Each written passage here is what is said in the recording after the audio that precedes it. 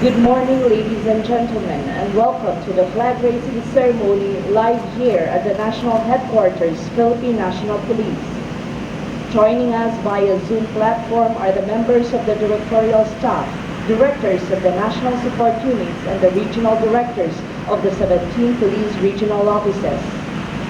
This morning, we will witness the launching of the DILG-initiated government-wide national advocacy campaign for a culture of discipline dubbed as DISIPLINA Muna.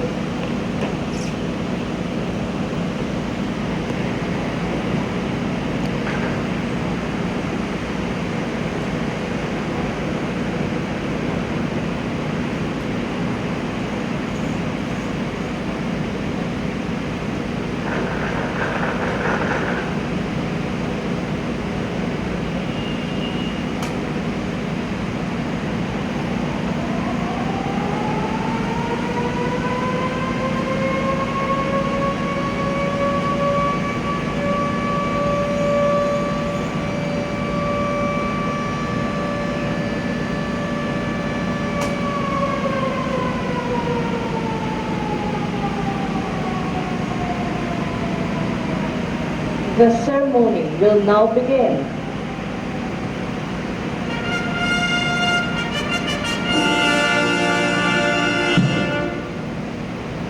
Please all rise. As Team PNP, with pride and honor, let us sing the Philippine National Anthem.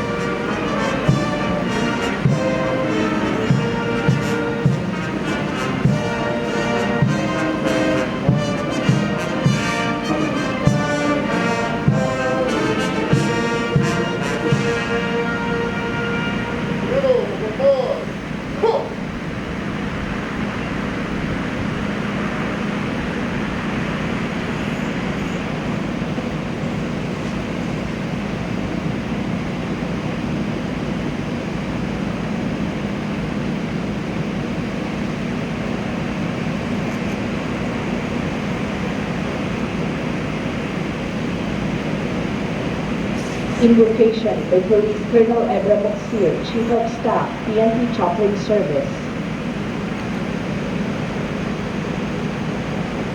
Ihanda po natin ang ating mga sarili sa presensya ng ating Panginoon. We will God, we must be patient, we must be bold. Almighty God, you are great, compassionate, gracious, and merciful to your people.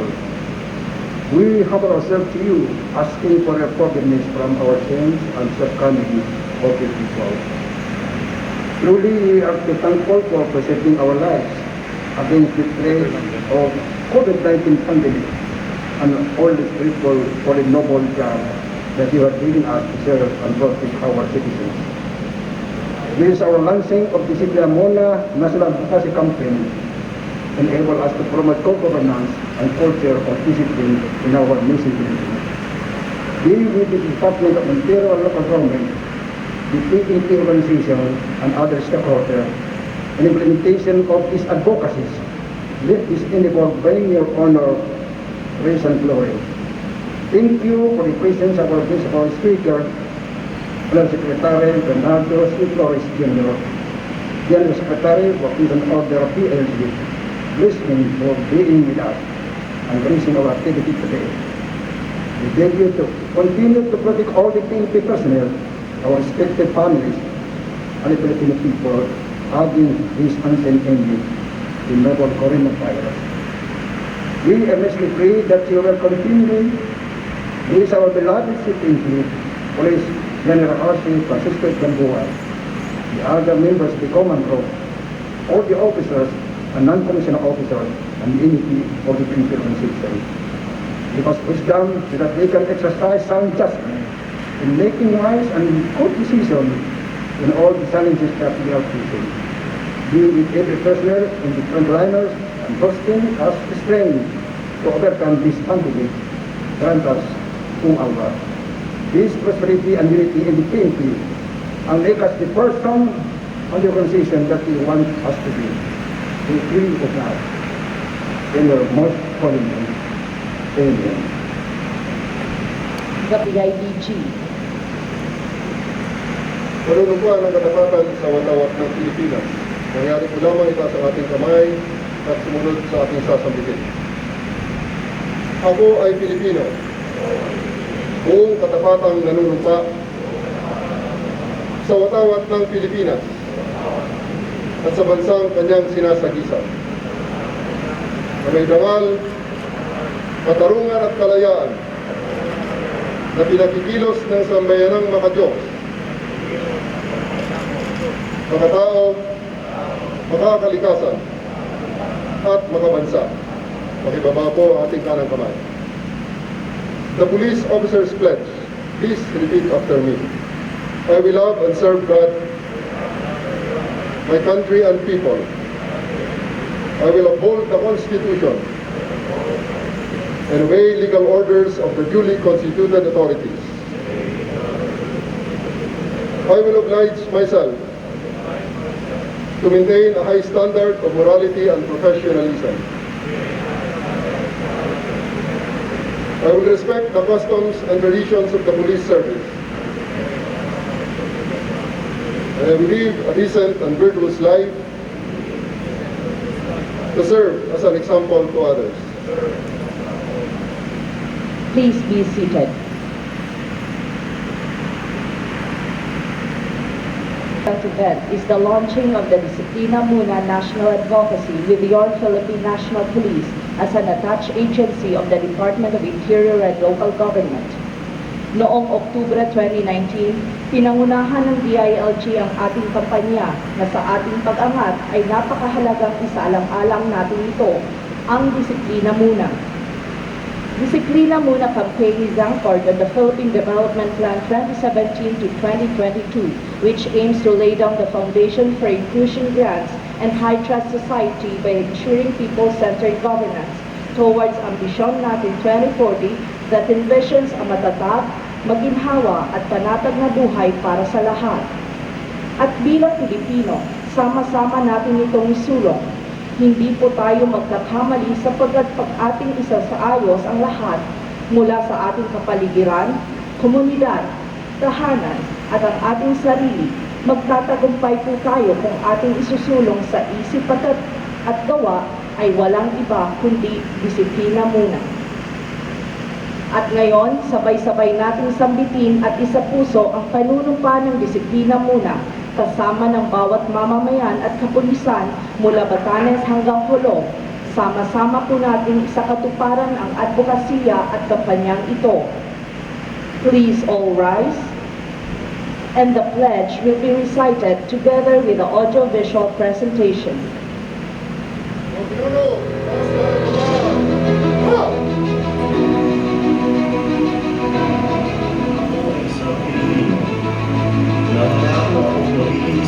Sa aking maritang sa puso isipan ng bawat Pilipino.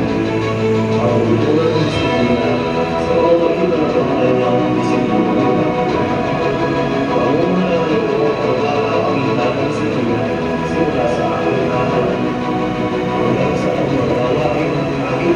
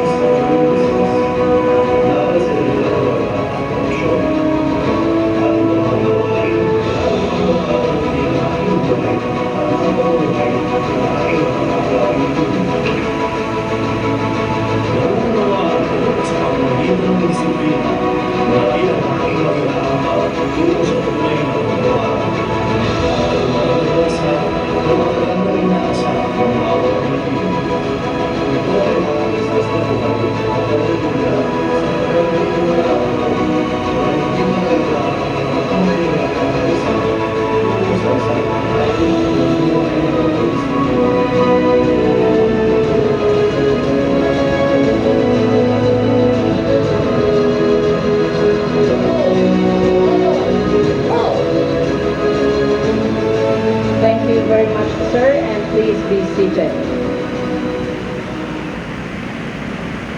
Moving on with the program, the covenant signing of #DISIPLINA Muna to be spearheaded by Undersecretary Bernardo C. Flores Jr. of the Department of Interior and Local Government and the Chief of the Philippine National Police, Police General Archie Francisco F. Gamboa.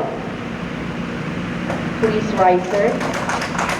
May we also request Police Lieutenant General Camilo Pancrasius Cascolan, the Deputy Chief PNP for Administration, Police Lieutenant General Guillermo Lorenzo Eleazar, the Deputy Chief PNP for Operations, and Police Lieutenant General Cesar Bosor Ginal, the Chief Directorial Staff, to join Undersecretary Flores and the Chief of the Philippine National Police.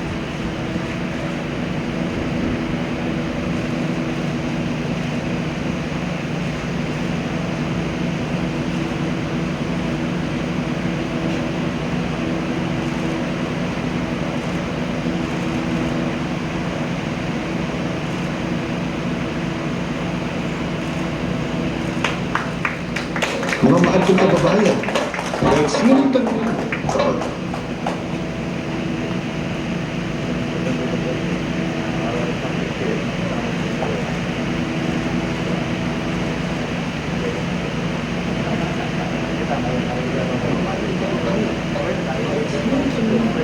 problema natin ng pag-uusapan, disiplina agad ang tinuturo na ating kailangan.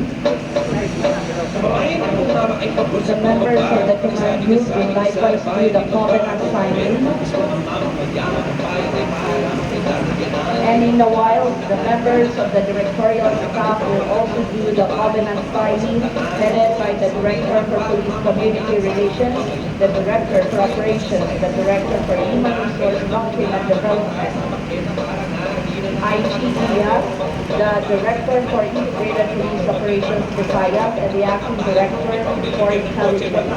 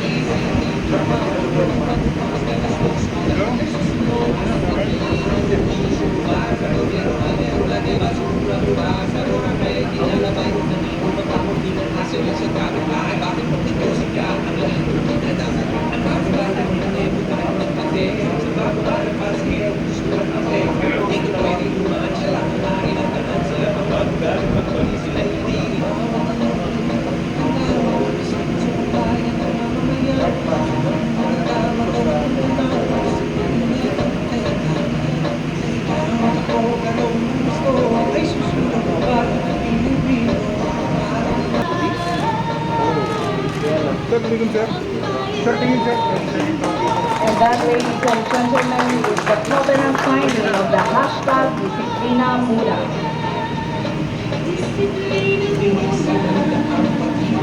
Second, our Chief PNP, Police General Archie Francisco Gamboa, members of the command group, senior officer, ladies and gentlemen, magandang umaga po sa ating lahat.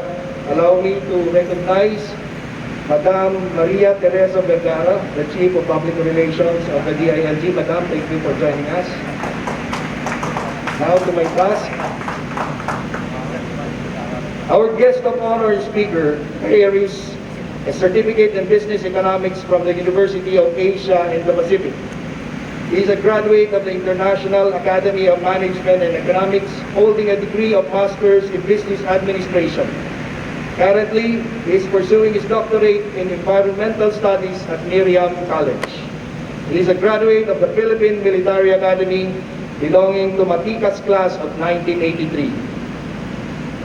Our guest of honor speaker started his career in the military service and served in different posts in the defunct Philippine Constabulary before joining the Philippine National Police in 1991. He took up career courses and specialized training to prepare him for various staff and executive positions. He also joined the National Drug Law Enforcement and Prevention Coordinating Center, now the PDEA, and later detailed with the Dangerous Drugs Board. After a couple of years, he was placed on special detail with the Anti-Smuggling Intelligence and Investigation Center. After a year, he went back to the national headquarters of the PNP to assume much higher positions.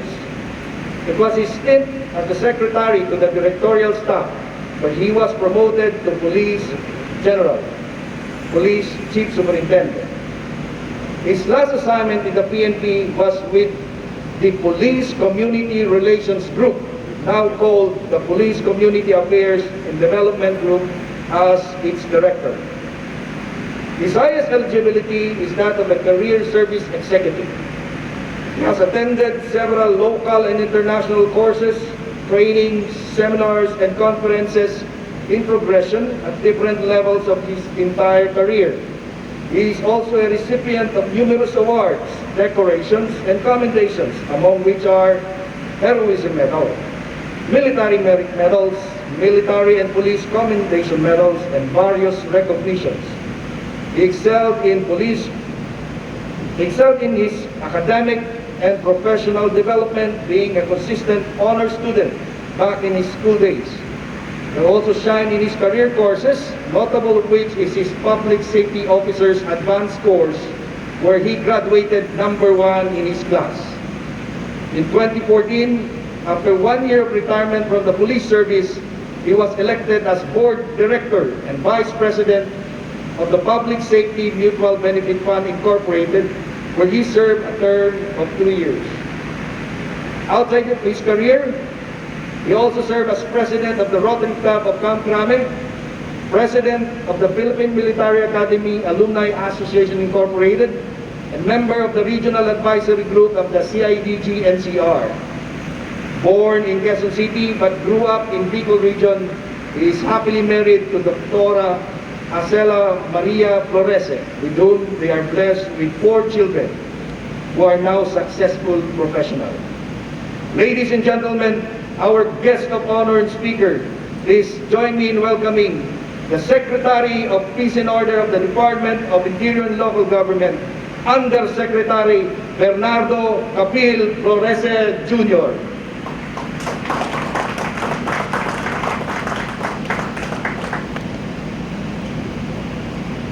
Thank you very much, and please take your seats. Thank you very much, Major General Carlos. I'd like to greet our Chief PNP, General Archie Gamboa, our PCA, Lieutenant General Ikoy Cascolan, our PCO, Lieutenant General Guillermo Eliazar, our PCDS, Lieutenant General Cesar Binag, of course, our regional directors,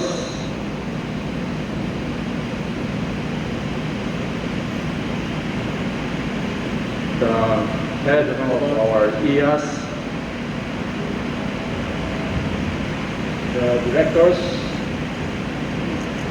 of the director staff, as well as the directors of the national support units, our regional directors and their personnel who are with us virtually. To all of you, magandang umaga po. This is really a very beautiful morning.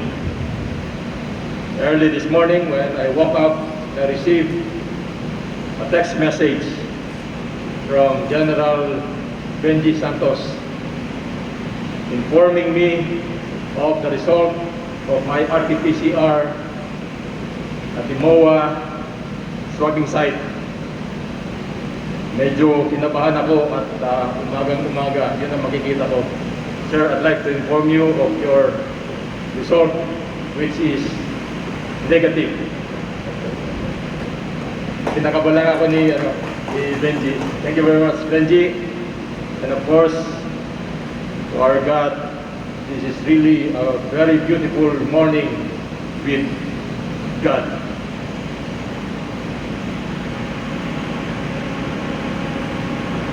I'd like to express my sincerest gratitude to the Philippine National Police, led by Police General Archie Francisco F. Gamboa, for initiating the launching of this long-term advocacy campaign of the Department of the Interior and Local Government, anchored in the Philippine Development Plan of 2017 to 2022. And of course, I'd like to thank Yusek Jonathan Malaya, for conceptualizing this program. And I'd like to greet him virtually a happy birthday.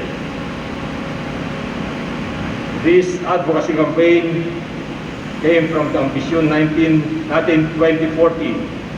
na naglalayon ng matatag, maginhawa at panatag na buhay sa lahat. Disiplina muna aims to promote a culture of discipline among Filipinos as a means of fostering people's participation, which is one of the tenets of good governance. The conduct of Disiplina Muna campaign provides us the opportunity to sustain the gains achieved in our road clearing operations, disaster preparedness and resilience, anti-smoking campaign, tourist spots cleanup, the Barangay Anti-Drug Abuse Council or BADAC, and other campaigns that promote vital contribution to the citizenry in both peace and development in the communities. On the part of the PNP, your shared commitment to increase the policing services of the security sector has never stopped, just like our intensified efforts to fight criminality in all forms as well as insurgency. We should and we must be working together to create a healthy collaboration between the local government units and the police to increase the consciousness among Filipinos of their critical role and responsibility in sustainable development and maintenance of peace and order as a shared responsibility. When we started the campaign last year in different local governments, Disiplina Muna produced positive perception among public servants, and the contribution of the community became visible.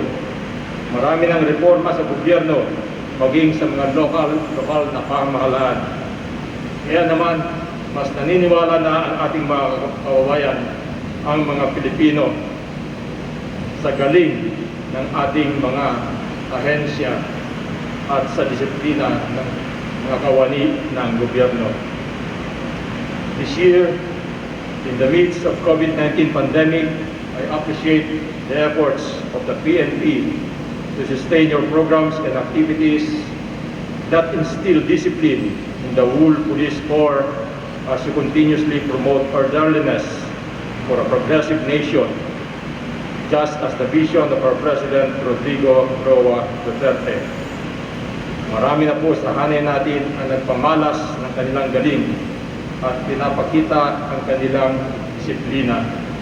Kaya naman ang ating kalihim, si Secretary Eduardo M. Año, ay agad niyang pinaparangalan ang mga pulis na nagpapakita ng mabuting asal. Ngayong taon, sa kalagitnaan ng COVID-19 pandemic na kinakaharap natin, ay lubos kong hinahangaan ang PNP sa patuloy na pagsasagawa ng mga programang naglalayon na disiplinahin ang kanilang hanay at tumulong sa pagtataguyod ng kaayusan tungo sa progresibong lipunan na siyang hangad ng ating mahal na Pangulo. And I'd like to cite and congratulate our Chief PNP, General Archie Gamboa, for issuing a directive na dapat ang ating mga tao na nagmaman ng mga checkpoints ay maging courteous. Actually, yun ang ating pagkakataon na pakita sa ating mga tao na tayo ay disiplina. You should not only be courteous, you should start the rapport from there. At nagagalak ako na pinasundan ito ng ating head ng Joint Task Force COVID Shield, si General Eliazar, kung saan ina-encourage niya ang publiko na i-report ang mga abuso ng ating mga pulis kung meron man. Of course, ako'y naniniwala sa ating command group. Kayo ay nagtutulungan. Si General Cascolan na palagi kong kasama sa BTC meetings. Very active siya sa ating laban against COVID-19. Ganon din si General Dinag na palaging nagte-text sa akin, lalong-lalo na sa effort natin sa contact tracing.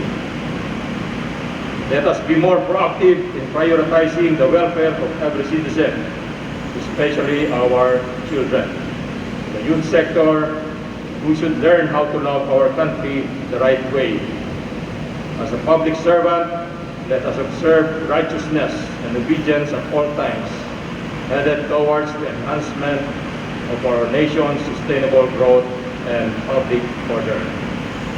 Through this advocacy campaign, I urge you to aim high and be accurate in hitting our target in making this nation safe, peaceful, and progressive as we fulfill the government's vision of a comfortable life for all. Tandaan po natin, lalong-lalo na sa mga pulis at nasa frontline, lalong-lalo na yung mga nasa lansangan, kayo ang show window ng pulisya. The discipline that you display reflect on the character of the PNP organization as a whole.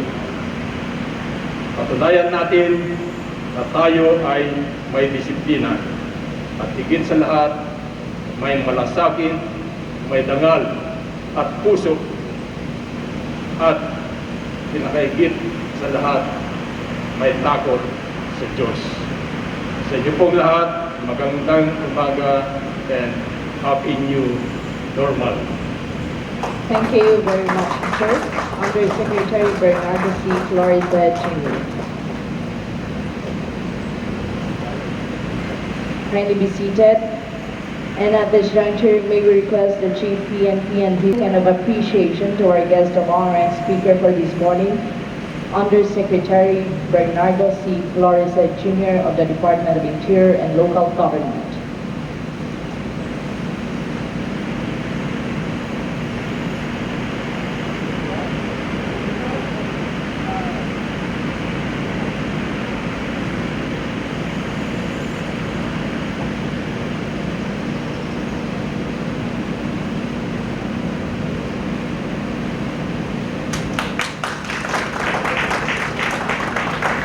Thank you very much, sir, and please all rise for the singing of the Philippine National Police hymn.